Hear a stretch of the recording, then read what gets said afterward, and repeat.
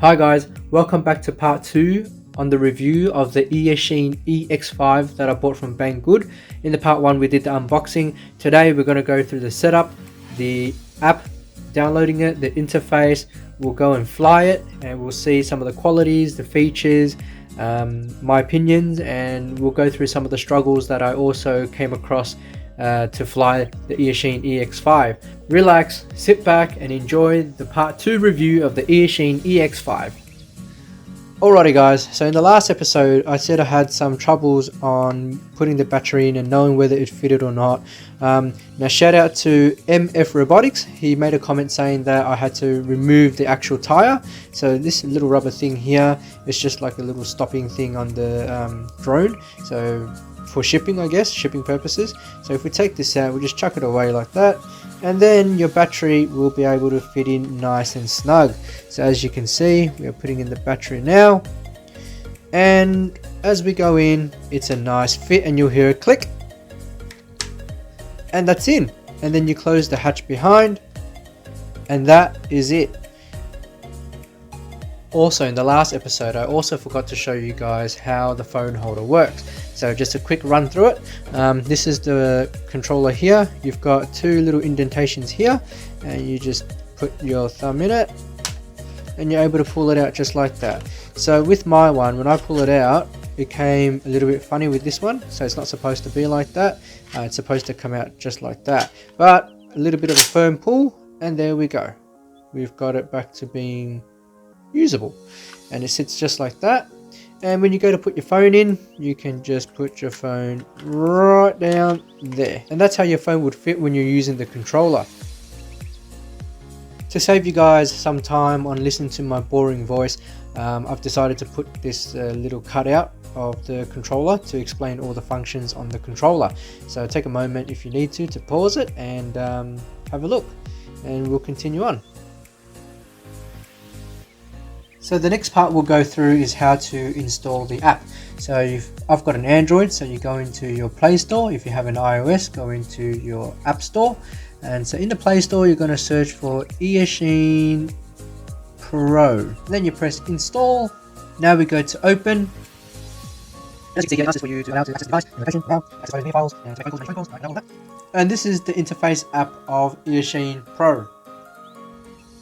So as you can see here, on the interface we can use the functions for our drones, such as self-stabilizing, waypoints, follow me, and orbit. This is to select music for your videos. I assume this is the zoom function, but we can find that out later. To bring up the joysticks to use, that there is return to home, auto takeoff, VR goggle usage, and where your memories and photos and videos are stored. As you can see, we have photos, videos, and an SD card. Over here is your GPS. I'm not too sure what that function is. That's to take a photo, take a video, move the camera up, and move the camera down. Up here we have our GPS coordinates, battery indicator for your drone, the drone signal to GPS and to the controller, as well as settings. In the settings we have the joystick settings, parameters for your waypoints, as well as a default height of homeward, so fly to home, customizing your GPS map or your map on your phone, and other functions that you may need to use. Alrighty guys, come on outside and I'll show you how to pair the Eachine drone with the controller. First we turn on the drone and we get these flashy red lights, and then we turn on the controller. And while this pairs, it takes roughly around 30 seconds. Now further usage of the drone can increase that time. I've had times where it has taken up to very close to a minute, and then it will stop flashing, and that's when you're good to go. Next up we're going to do the gyro calibration. So both joysticks to the right, it flashes and then it stops, and that's how you set the gyro calibration. Next up is the compass calibration. So you hit the compass calibration button, it blinks, and then you rotate it on a horizontal plane, just like so, and then when it stops blinking you're done. And then we'll do the same thing again by holding it vertical. Here I've done it wrong, you're supposed to face the camera up, and then as soon as you're done it will stop blinking just like the horizontal one. So next up we're gonna do a propeller start by pulling the sticks out like so, and when you want to stop it you just pull down on the sticks and hold it for around 3 seconds, just like so. So this part here is to do the Wi-Fi connection. So you turn on your Wi-Fi and it will find your drone's Wi-Fi. You just connect, and once you're connected you will have an FPV feed. Alrighty guys, so this is our maiden flight here. As you can see, the drone did not just hover as I took off. It kept going forward, and I just could not control it.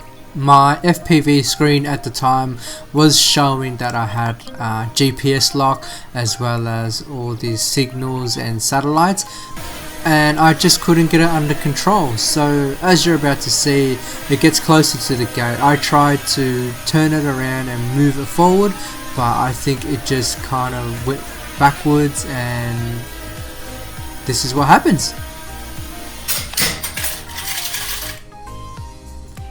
So I thought to myself, well, let's take it to a more open space. This is the side of my house, and as you can see it's a little bit more stable, just a little bit more stable, but it's still somewhat moving a little bit left and right, and really it just drifted all over the place.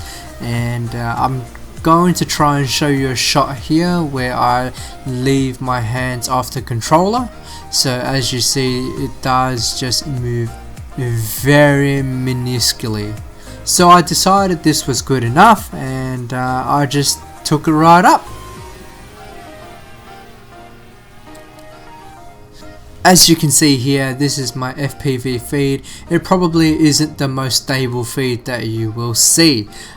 Here I am trying to adjust the gimbal, the 2-axis gimbal, to look up and down. There's a fair bit of a latency, and it's definitely very shaky.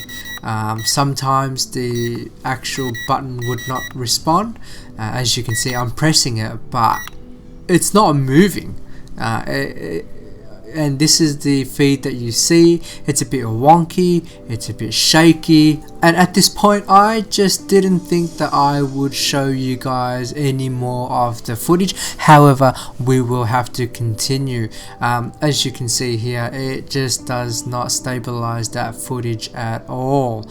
So into the actual recording on my screen, as you can see, it's just drifting all over the place. I did record this flight, as you can see on the right hand side. It is counting, but I couldn't get footage of it after, so I don't know where it went, I don't know where it saved. I looked all over my phone and I just could not find it. I looked in the app, I looked everywhere, and it just wasn't there. So guys, this is the kind of feed that you will see. As for the altitude and the latitude and the numbers that you see up there, it's actually not quite visible as you would think. And for those who are asking, how high am I am roughly around 70 feet, which works out to be roughly around 20 meters high, and this is the kind of feed that you're going to get. And of course, I know some of you are quite skeptical in terms of where am I comparing this to and how am I comparing this to. Yes, I do have a Mavic Mini as well as a Para Bebop 2, and this in terms of comparison does not match up with any of them at all. By all means, I'm not saying I'm the greatest pilot or the best pilot, but I think this isn't a friendly user interface to be using. Now, I know some of you are skeptical in terms of why did I record in the evening, so here's a clip of daytime. Haha! So this is a recording in the daytime. As you can see, it's still quite shaky, quite jello-y, and just not so pleasant to look at. For those who are curious, how high am I up? Roughly around 30 meters again. How far am I? This is roughly around 500 or around 430 meters before you lose the FPV feed. Now, I've been talking quite negatively about the drone so far, and everything has been somewhat not so positive. So let me bring you something positive, such as this picture right here. And bam! So as you can see, the picture is quite decent. Somewhat it is 4K. It's not the best quality 4K, but it's still a decent 4K picture. The details aren't as great, but as you can see, it's not too bad. Alrighty guys, welcome back, and yes, I just crashed it again on the way down. Surprisingly, the battery stayed intact, so that was good. But on the way down, it started to toilet bowl as I descended, and it hit the house. And as you can see, a few propellers got scuffed up, but everything folded up well. And in the forethought, I was thinking maybe in the future I would replace them with some DJI Mavic Mini propellers. But hey, if you guys like that idea, comment below and maybe it might happen. Anyways, to sum it up, this is the Eachine Ex5 from Banggood. Some of the good things about it: the 4K pictures, the return to home function surprisingly worked really well. The distance that I got out of it was quite decent, 500 meters roughly, not too bad. Some of the struggles I faced was with the app. The app was just shocking to deal with. A lot of lagging, a lot of freezing, and the drone itself was very shaky. I didn't even get a chance to use the functions, and I don't think I will. And would I recommend this to someone? Maybe not.